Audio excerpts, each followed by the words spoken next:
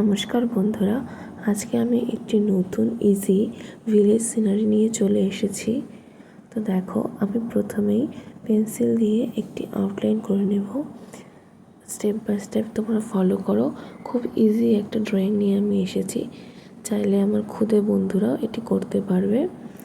তো প্রথমে আমি গাছ এঁকে নিলাম, তারপর দেখো প্রথমে হেড, তারপর শোল্ডার এবং ধীরে ধীরে স্টেপ বাই স্টেপ একটি নাড়ি এঁকে নিলাম। তো খুবই একটা ইজি আমি ফিগার রেখেছি, যাতে সহজেই তোমরা এটা করতে পারো। আমার চ্যানেলটি ফলো করো, তাহলে অনেক সহজ সহজ ড্রয়িং ভিডিও তোমরা পাবে, যেটি অনায়াসেই তোমরা বাড়িতে করে নিতে পারবে একা একা। তো আমার মেইন ক্যারেক্টার আঁকা হয়ে গেছে, এবার আমি পিছনের যে সিনারি, দিগন্ত ইত্যাদি এগুলো করছি। আমি খুবই সিম্পল একটি সিনারি রেখেছি, কিন্তু সিম্পলের মধ্যে এটি আকর্ষণীয়। তো তোমরা দেখতে থাকো কি করে আমি এটা করলাম। তো এবার আমি কিছু সারস পাখি এঁকে নিচ্ছি, এর সাথে নদীর পাড়। এবারে আমি রং শুরু করছি।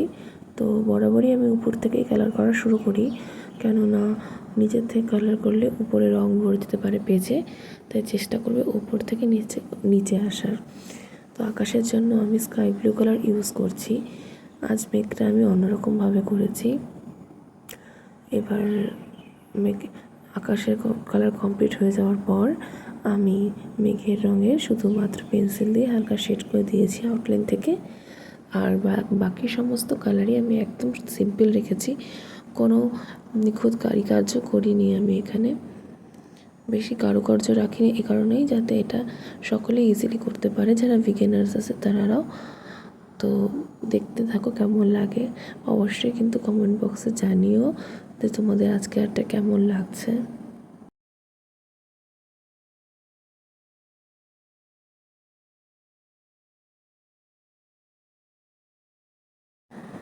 আমি এখানে একদমই বেসিক কালারগুলো ইউজ করছি, green, yellow, orange, sky blue, brown, black, এসবই। তো দেখতে পাচ্ছ পিছনের দিগন্তটা মোটামুটি আমার হয়ে গেছে।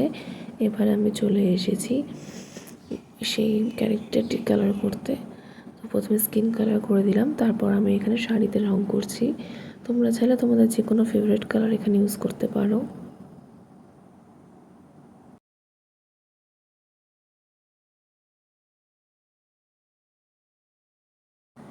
এবারে চলে আসছি গাছে। তো এই গাছটি যেহেতু আমরা সামনে থেকেই দেখতে পাচ্ছি, তো এখানে আমি দুটো কালার ইউজ করব, তিনটে কালার। প্রথমে ব্রাউন কালার ইউজ করলাম এবং তার সাইড দিয়ে যে পাশে সান আছে আমি এটা হাইলাইট করার জন্য একটু ইয়েলো ইউজ করলাম, এবং তার অপোজিটে শেড বোঝানোর জন্য আমি হালকা ব্ল্যাক ইউজ করলাম। আর এই গাছটাও আমি একদম সিম্পল রেখেছি, কোনো নিখুঁত কারুকার্য করিনি, শুধুমাত্র প্রথমে ডিপ গ্রিন তারপর লাইট গ্রিন কালার করে দিয়েছি। এবারে চলে আসছি রাস্তায়।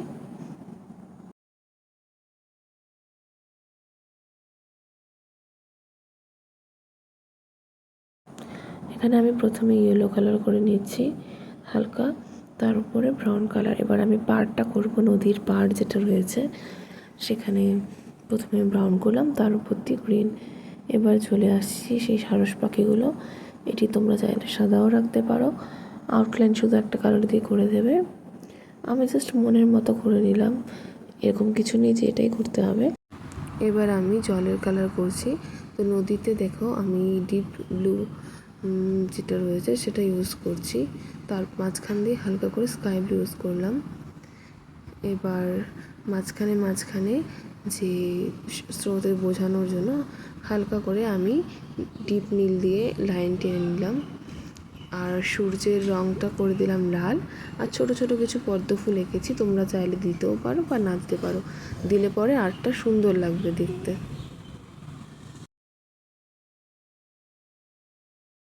এবার আমার সবথেকে প্রিয় পার্ট, ব্ল্যাক গ্লাস মার্কার দিয়ে আমি জায়গাটা আউটলাইনটা ড্র করে দিচ্ছি এখন কালারের উপর দিয়ে। এটা করলে আমার মনে হয় আর্টটি আরও ফুটে ওঠে। তোমরা চাইলে এটি করতে পারো, আর যদি মনে হয় যে না শুধু কালারের বেসটাই রাখবে, তাহলে সেটাও রাখতে পারো। কিন্তু আমার মনে হয় এটা করলে পরে আর্টটা অনেকটা ফুটে ওঠে। তো তো আজকে আর্টটি কেমন লাগলো তা অবশ্যই কমেন্টে জানিও এবং ভালো লাগলে লাইক এবং সাবস্ক্রাইব দিও। টাটা।